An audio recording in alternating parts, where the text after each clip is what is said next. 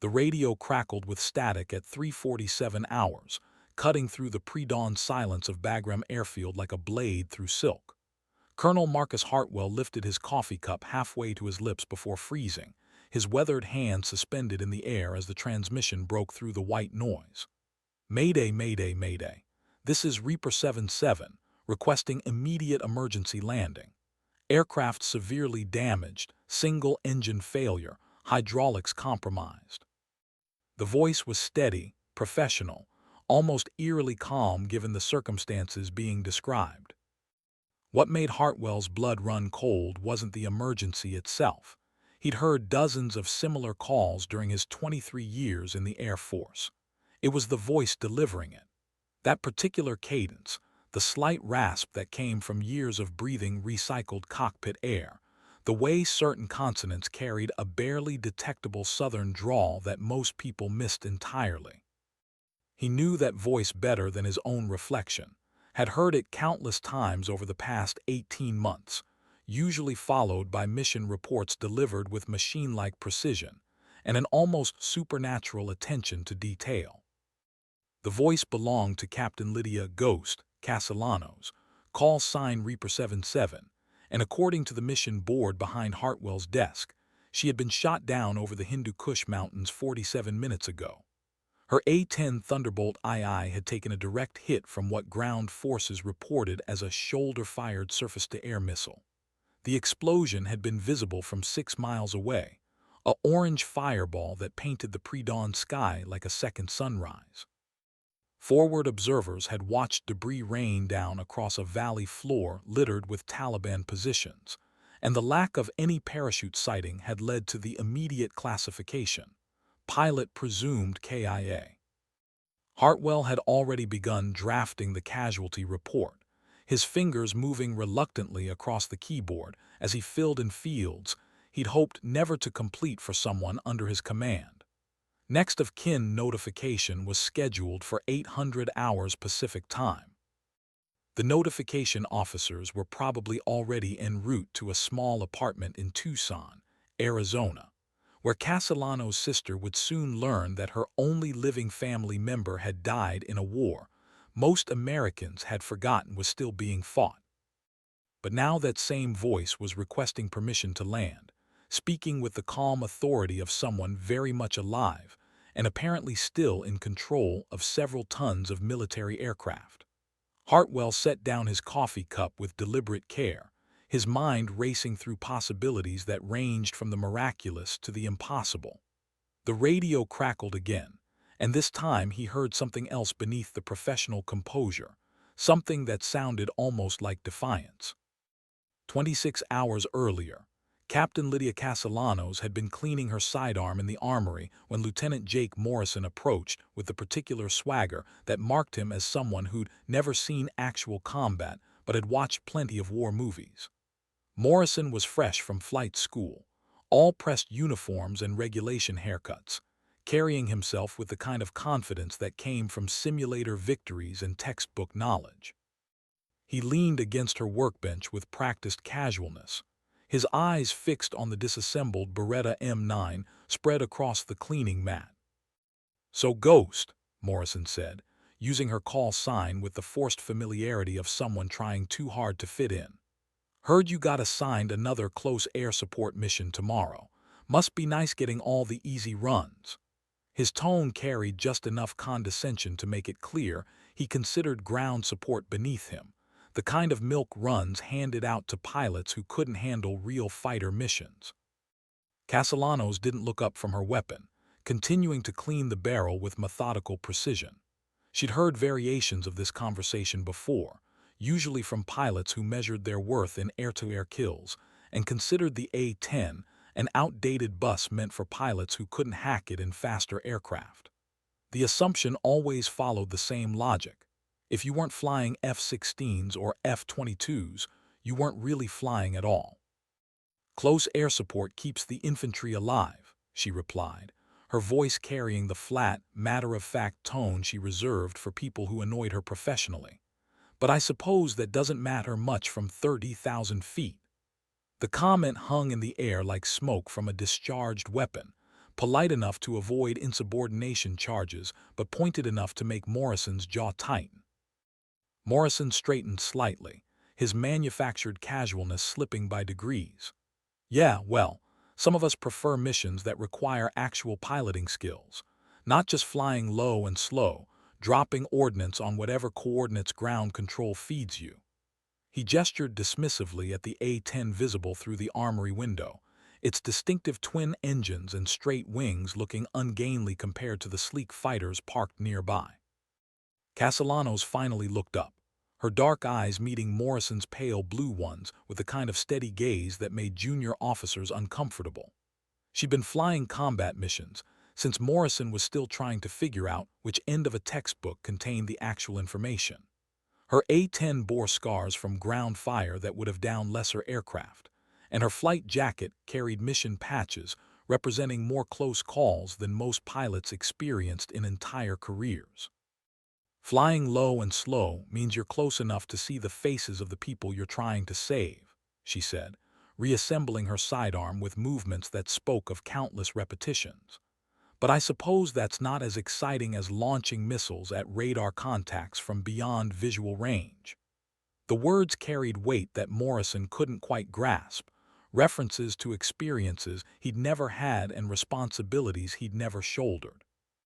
The morning briefing room buzzed with the low conversations of aircrew preparing for another day of combat operations. Captain Castellano entered precisely on time, her flight suit bearing the subdued patches and worn edges that marked a pilot who'd spent more time in cockpits than conference rooms. She took her usual seat in the back row, directly behind the mission planning computer, close enough to access weather updates and intelligence reports, but far enough from the front to avoid unnecessary attention. Major Williams, the flight operations officer, stood before a large tactical display showing the Kunar province region of Afghanistan in high-resolution satellite imagery. Red symbols marked known enemy positions, while blue icons indicated friendly forces scattered across a terrain that looked like a crumpled topographical map someone had tried unsuccessfully to smooth flat. The Hindu Kush Mountains dominated the landscape, their peaks reaching toward thin air where most aircraft struggled to maintain lift. Ladies and gentlemen, we have a developing situation approximately 47 miles northeast of forward operating base Shank, Williams began, his laser pointer creating a small red dot that danced across the screen. Alpha Company, 3rd Battalion, 25th Infantry has been pinned down by enemy forces since approximately 2100 hours last night. They're taking heavy fire from elevated positions and have requested immediate close air support. The room fell silent as pilots processed the tactical situation. Mountain warfare presented unique challenges that simulation training couldn't fully replicate. Thin air reduced aircraft performance, unpredictable wind patterns created navigation hazards, and the complex terrain provided countless hiding spots for enemy forces equipped with shoulder-fired missiles. It was the kind of mission that required precision flying and split-second decision-making, where mistakes measured in feet rather than miles could mean the difference between mission success and catastrophic failure. Current weather shows broken clouds at 8,000 feet with moderate turbulence, Williams continued, clicking to the next slide. Visibility is good, but mountain waves are creating significant wind shear in the target area.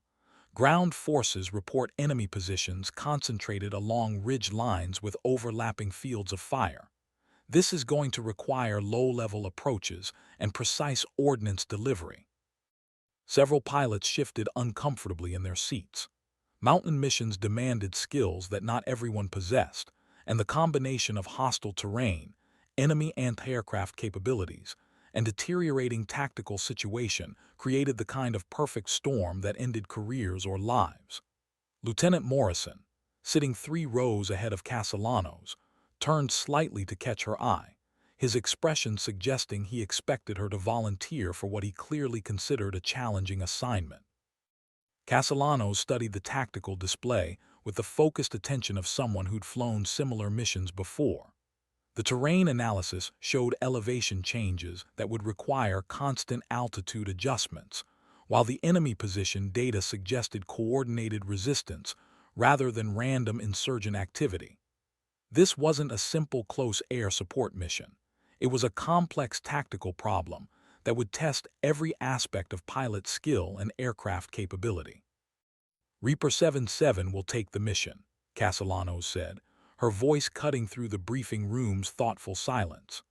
Several heads turned toward her, some showing surprise, others displaying the kind of resigned acceptance that came with watching the same pilot consistently volunteer for the most dangerous assignments. Major Williams nodded approvingly, making notes on his mission assignment sheet. Good. You'll launch at 4:30 hours with full ordnance load. Ground control frequency will be 243.7, and you'll coordinate directly with Alpha Company's forward observer. Call sign Thunder 2 Actual. He paused, consulting his notes. Captain Castellanos, this is a complex mission profile with multiple risk factors. Are you confident in your ability to execute? The question hung in the air longer than necessary, carrying implications that went beyond standard briefing protocol. Williams was giving her an opportunity to reconsider, to acknowledge the mission's difficulty and perhaps suggest alternative solutions. But Castellanos had already run through the tactical calculations in her mind, considering aircraft capabilities against target requirements, and arriving at conclusions that came from experience rather than textbook theory. The A-10 was built for this kind of mission, sir, she replied. Alpha Company needs close air support, and that's what we do. Her response carried the quiet confidence of someone who understood both her aircraft's capabilities and her own limitations, someone who'd learned to trust both through repeated exposure to situations where trust was the only thing standing between success and disaster. Morrison turned completely around in his seat, his expression mixing admiration with something that might have been concern. For all his earlier dismissiveness about close air support missions, he recognized that what Castellanos had just accepted was far from routine. The combination of mountain terrain, hostile air defenses, and troops in contact created the kind of mission profile that appeared in case studies and after-action reports, usually with lessons learned written in blood. Pre-flight inspection revealed an aircraft that looked like it had been designed by someone who understood that warfare was fundamentally about durability rather than elegance.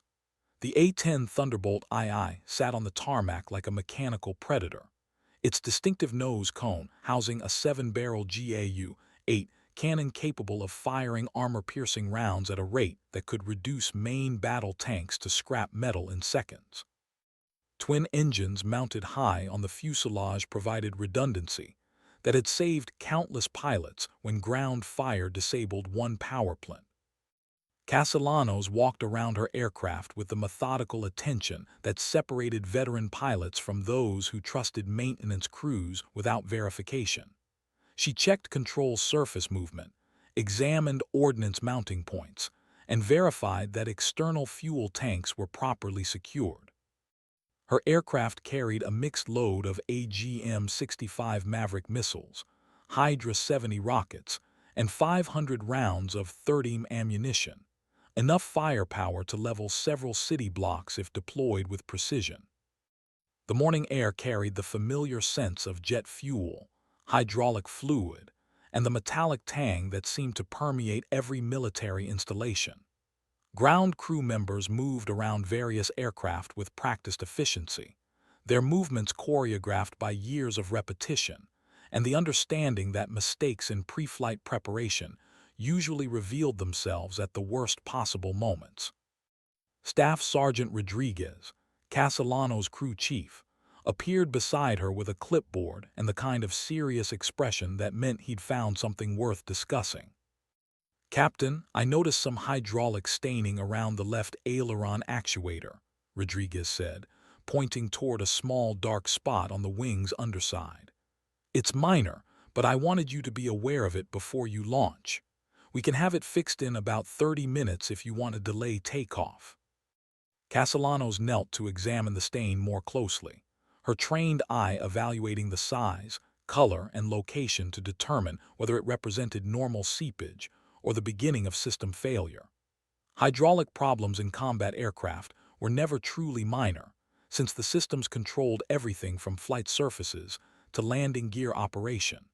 But the stain appeared consistent with normal seal weepage rather than active leakage, and Alpha Company didn't have 30 minutes to wait for repairs.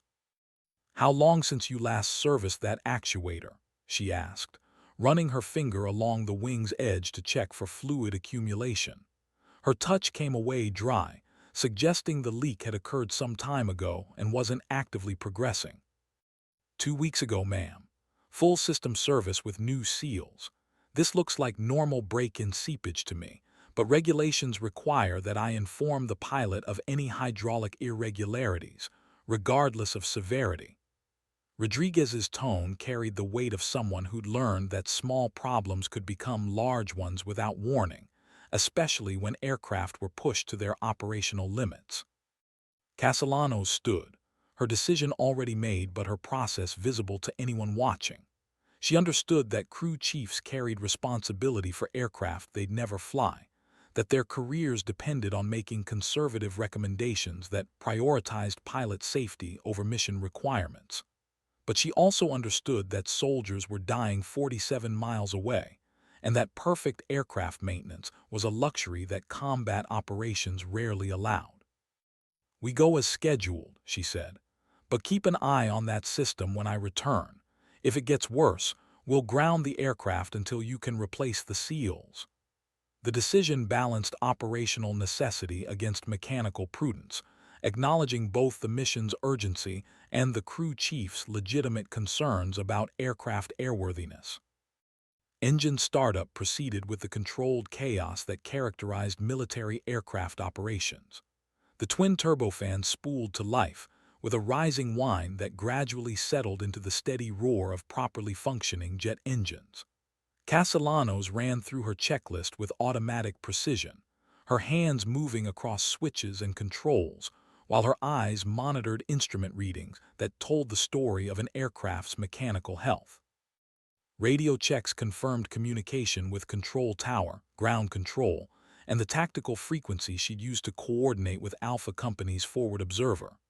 "Bagram Tower, Reaper 77, ready for departure with tactical load," she transmitted, her voice carrying the professional calm that marked experienced combat pilots.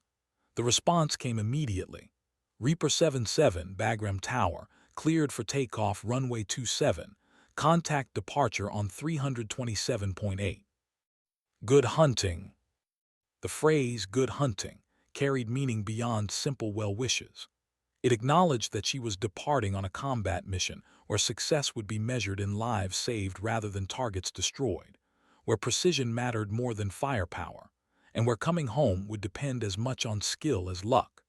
Castellanos pushed the throttles forward, feeling several tons of aircraft and ordnance accelerate down the runway toward a morning sky that stretched endlessly above mountains where people were fighting and dying. Takeoff revealed the Hindu Kush Mountains in their full morning glory, peaks catching early sunlight while valleys remained shrouded in shadow and mist. From 8,000 feet, the terrain looked deceptively peaceful, like a three-dimensional topographical map created by someone with an artistic sensibility.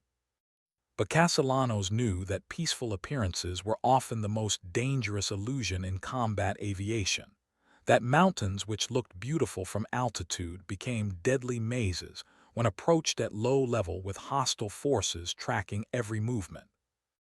The flight to the target area required 43 minutes of navigation through increasingly complex terrain. Castellanos flew with the relaxed alertness that came from thousands of hours in similar aircraft, her hands moving controls with unconscious precision, while her eyes constantly scanned instrument panels and external references. The A-10's handling characteristics felt familiar and reassuring, like a well-worn tool shaped by use into perfect functionality. "Thunder 2 Actual, this is Reaper 77, approaching your position from the southwest," she transmitted as the tactical area appeared ahead. "Request situation update and target identification." The response came immediately, the forward observer's voice carrying the tension of someone who'd been under fire for too long. Reaper 77, Thunder 2 Actual, damn glad to hear your voice. We've got approximately 30 enemy personnel in prepared positions along ridge line, bearing 047 degrees from our location. Castellanos banked left to begin her reconnaissance pass, dropping altitude to get a better view of the tactical situation.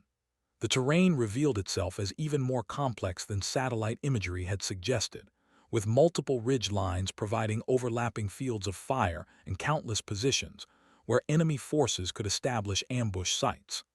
Alpha Company's position appeared tactically sound but strategically exposed, trapped in a valley floor with limited options for movement or withdrawal. Thunder 2 Actual, I have visual on your position, Castellanos replied, identifying the blue smoke marking friendly locations. Beginning target assessment now. I see multiple muzzle flashes along the ridgeline, approximately 800 meters north of your position. Can you confirm that area is clear of friendly forces? The question carried critical importance, since close air support missions demanded absolute certainty about target identification before weapons release. Affirmative, Reaper 77. That entire ridge line is hostile. We've been taking concentrated fire from those positions for the past 6 hours. My men are running low on ammunition, and we have multiple wounded who need immediate evacuation. The forward observer's voice carried desperation, barely held in check, the kind of emotional control that came from professional training fighting against human fear. Castellanos began her attack run from the southwest, using a ridge line to mask her approach until the last possible moment. The A-10's design philosophy emphasized survivability over speed, with redundant systems and armored protection that allowed pilots to operate in environments where faster aircraft couldn't survive. But survivability meant nothing without accuracy, and accuracy required getting close enough to positively identify targets while remaining far enough away to avoid shoulder-fired missiles. The first pass revealed enemy positions distributed across approximately 400 meters of ridge-line terrain, with prepared fighting positions indicating this wasn't a hasty ambush, but a deliberate defensive setup. Muzzle flashes pinpointed exact locations, while return fire created tracers that arced across the valley like deadly fireworks. Castellanos noted wind direction, target spacing, and potential escape routes before climbing back to attack altitude. Thunder 2 Actual, I count approximately 12 separate firing positions along that ridge line, she reported. I'm going to start with Maverick missiles against the most concentrated positions, then follow up with cannon runs against individual targets. Keep your heads down and mark your position with continuous smoke. Her tactical assessment balanced firepower against precision, recognizing that hasty targeting could result in friendly fire incidents that would haunt everyone involved for the rest of their careers. The Maverick missile launch felt like controlled violence made manifest, the AGM-65 solid rocket motor propelling 65 pounds of high explosive toward a target designated by infrared guidance. Castellanos watched the missile's flight path through her targeting system, making minute control inputs to ensure accuracy while simultaneously preparing for her next attack run. The explosion erupted along the ridgeline, with the kind of devastating precision that justified years of training and millions of dollars in weapon system development. Good hit, Reaper 77, came the excited voice of the forward observer. That took out at least 4 positions. Enemy fire is decreasing significantly. But Castellanos was already lining up for her second pass, knowing that remaining enemy forces would now be actively tracking her aircraft and preparing countermeasures that could turn hunter into hunted in seconds. The GAU-8 cannon run required flying directly toward the target at low altitude, presenting the largest possible profile to any enemy forces equipped with surface-to-air missiles. Castellanos pushed her aircraft into a shallow dive, the distinctive sound of the 7-barrel cannon creating a mechanical roar that ground forces could hear for miles. 30mm rounds impacted along the ridge line like a chain of explosions, each round capable of penetrating armored vehicles and creating devastating effects against personnel in prepared positions. But as she pulled up from the attack run, her threat warning system began screaming with the distinctive tone that indicated missile launch. Somewhere in the mountains below, an enemy soldier had shouldered a surface-to-air missile system and achieved target lock on her aircraft. The missile was already airborne, its infrared seeker tracking the heat signature of her twin engines as she climbed away from the target area. Castellano's response was instantaneous and automatic, a combination of training and instinct that bypassed conscious thought. She deployed chaff and flares while simultaneously executing a high-G turn that pushed her aircraft to its structural limits. The missile, designed to track heat signatures, momentarily lost lock as decoy flares created multiple false targets. But the reprieve lasted only seconds before the seeker reacquired her aircraft's actual heat signature and corrected its flight path. The impact came with the violence of controlled demolition, the missile's warhead detonating against her aircraft's left engine nacelle with enough force to shake fillings loose from teeth. Warning lights illuminated across her instrument panel like a deadly Christmas display, while various automated systems began announcing failures in calm, synthetic voices that seemed inappropriate for reporting catastrophic damage. Left engine fire, the aircraft's warning system announced with mechanical precision. Hydraulic system failure, flight control degradation. The warnings continued in a motionless succession, each one representing potentially fatal problems that demanded immediate pilot response. But Castellanos was already implementing emergency procedures, her hands moving across controls with the automatic precision that separated trained pilots from passengers with licenses. The left engine's fire suppression system activated automatically, flooding the nacelle with halon gas designed to eliminate combustion. But the missile impact had created damage beyond fire suppression capabilities, with turbine blades fragments puncturing fuel lines and creating secondary fires that continued burning despite chemical intervention. The engine would have to be shut down completely, leaving her with single-engine power while flying over terrain that offered no suitable emergency landing sites. "Thunder 2 Actual, Reaper 77 has taken a hit," she transmitted, her voice maintaining professional calm despite her aircraft's deteriorating condition. "I'm going to have to break off attack runs and return to base. Can you handle the remaining enemy positions?" The question carried implications beyond tactical coordination, acknowledging that she might not be able to provide the close air support that Alpha Company desperately needed. "Negative, Reaper 77. We're still taking heavy fire from at least 6 positions. Without continued air support, we're not going to make it out of here." The forward observer's response eliminated any possibility of withdrawal, making it clear that Alpha Company's survival depended on her ability to continue the mission despite her aircraft's damage. Castellanos checked her engine instruments and flight controls, assessing damage against remaining mission requirements. The right engine was functioning normally, providing enough power to maintain flight at reduced performance levels.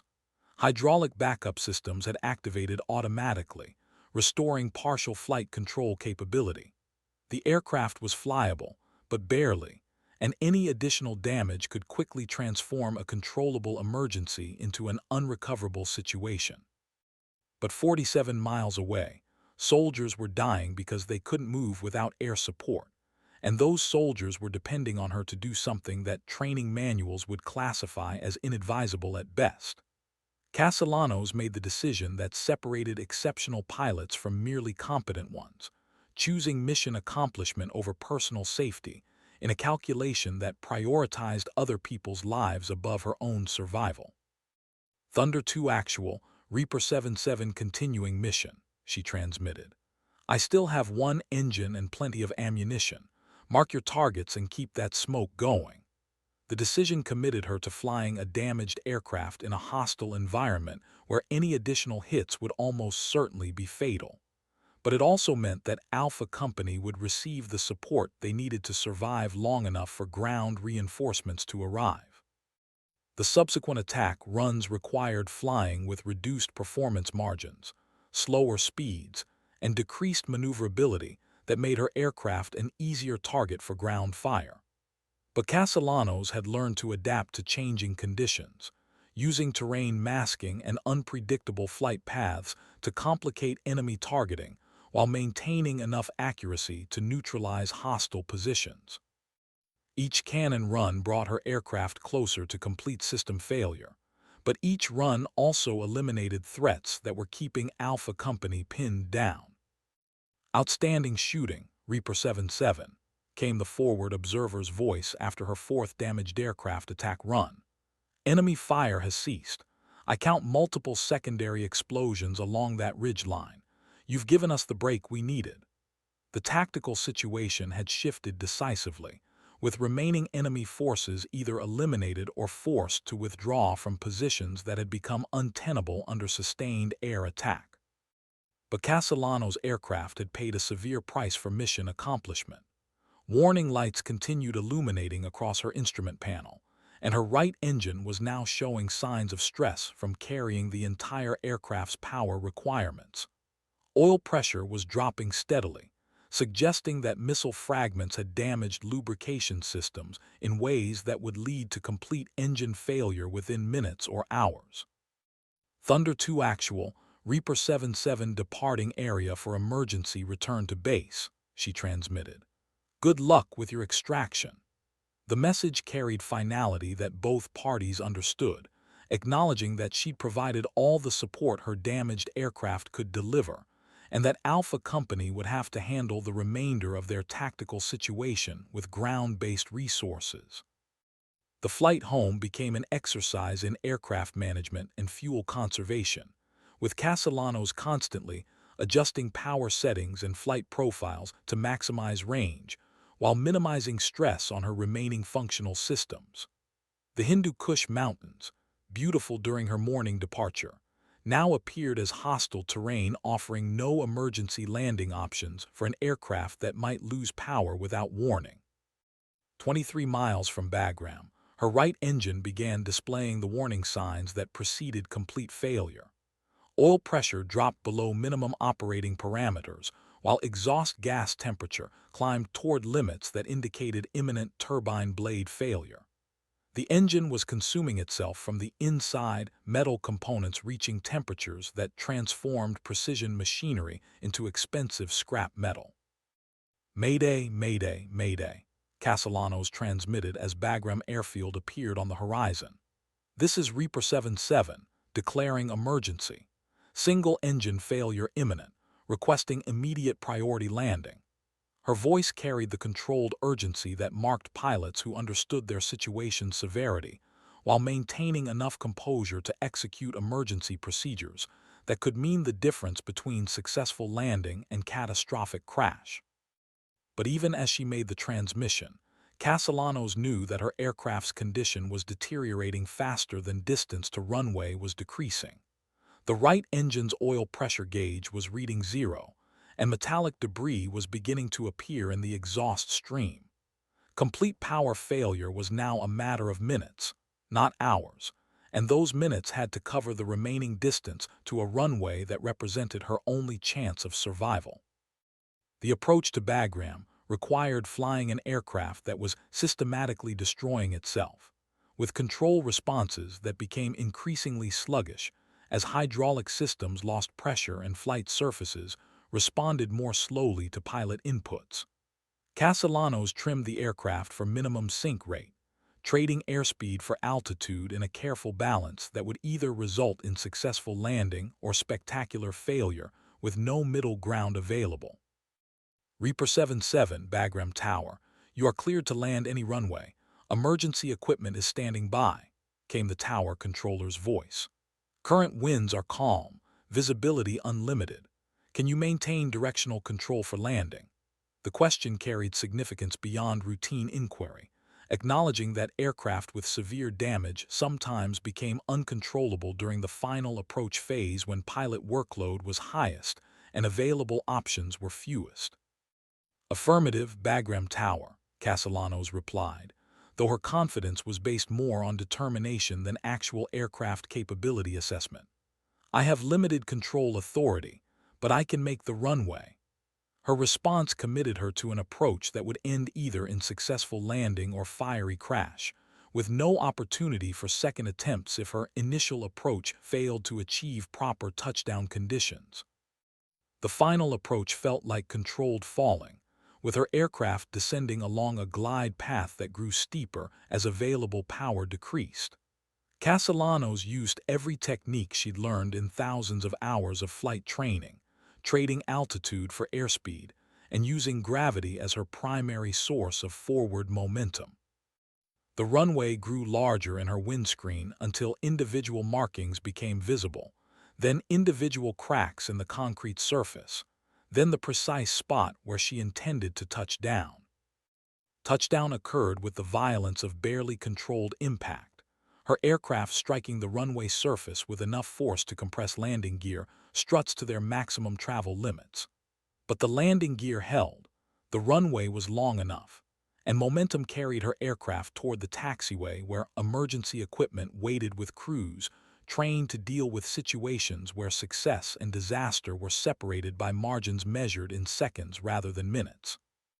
As her aircraft rolled to a stop, Castellanos shut down the remaining engine and began emergency shutdown procedures, while fire trucks surrounded her aircraft with crews ready to respond to any sign of post-landing fire or explosion.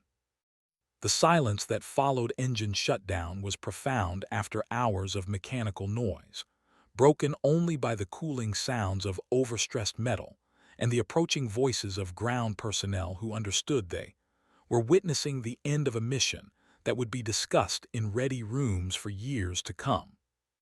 Colonel Hartwell was waiting in the debriefing room when Castellanos arrived, still wearing her flight suit and carrying the flight helmet that had protected her during an experience that would have killed lesser pilots flying lesser aircraft. His expression mixed relief, admiration, and the kind of professional respect that came from witnessing exceptional performance under impossible conditions. The casualty report he'd been drafting remained unfinished on his computer, now unnecessary testimony to assumptions that combat aviation had proven wrong once again. "Captain Castellanos," Hartwell said, his voice carrying formality that barely concealed emotion, "I understand that Alpha Company's after-action report credits you with saving 37 lives today. They're recommending you for the Distinguished Flying Cross." The medal represented recognition for exceptional achievement in aerial flight, awarded to pilots who demonstrated extraordinary skill and courage while participating in combat operations. Castellanos set her helmet on the table with careful precision, her hands showing the slight tremor that followed extended periods of high-stress concentration. "Just doing my job, sir," she replied, though they both understood that her job description didn't include flying damaged aircraft through hostile territory to provide close air support that saved an entire infantry company from destruction. "Your job description doesn't include performing miracles," Hartwell observed, "but apparently nobody told you that." He paused, consulting notes from the preliminary damage assessment. "Maintenance says your aircraft sustained damage that should have resulted in immediate loss of control. They're calling it the most severely damaged A-10 to successfully return from a combat mission." The debriefing continued for 47 minutes, covering tactical decisions, weapon effectiveness, communication procedures, and emergency responses that would be analyzed by training specialists seeking lessons that could be applied to future combat operations. But the most important lesson couldn't be captured in after-action reports or training manuals. Sometimes exceptional pilots in exceptional aircraft could achieve results that exceeded theoretical possibilities. 3 days later, Lieutenant Morrison approached Castellanos in the same armory where he'd previously questioned her assignment to close air support missions. His expression had changed significantly, carrying the kind of subdued respect that came from learning the difference between theoretical knowledge and practical application. The swagger was gone, replaced by genuine curiosity about how someone accomplished missions that shouldn't have been survivable. "Captain," Morrison said, his voice lacking the condescension that had marked their previous conversation, "I heard about your mission with Alpha Company. The guys are calling it the best close air support mission they've ever seen." He paused, clearly searching for words that would acknowledge his earlier mistake without requiring explicit apology. Castellanos looked up from her equipment inspection, noting the change in Morrison's demeanor with the kind of observational skills that had kept her alive through dozens of combat missions. "Close air support is what we do," she said simply. "The infantry depends on us to be there when they need us, regardless of what else is happening." Morrison nodded slowly, beginning to understand that close air support required skills that went far beyond simply following ground controller instructions. "Is it true that you continued the mission after taking a missile hit?" he asked. "I mean, regulations say you're supposed to return to base immediately after sustaining battle damage." "Regulations are written by people who have never had to choose between their own safety and other people's lives," Castellanos replied. "Sometimes you have to make decisions that aren't covered in the manual." Her response carried the weight of experience that couldn't be taught in classrooms or acquired through simulation training. The conversation continued for several minutes, with Morrison asking questions that revealed growing appreciation for the complexity and danger of close air support missions. His previous dismissiveness had been replaced by genuine interest in learning from someone who'd proven capable of achieving exceptional results under impossible conditions.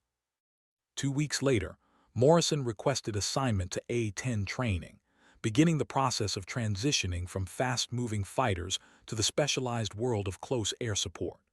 His request cited desire to learn ground support missions from pilots who understand what it means to keep soldiers alive. The language was formal, but everyone understood that Morrison had learned something important about the difference between flying aircraft and being a combat pilot.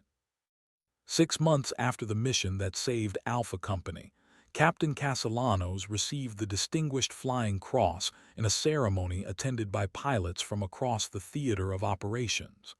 The citation read in part, "For extraordinary achievement while participating in aerial flight as an A-10 pilot."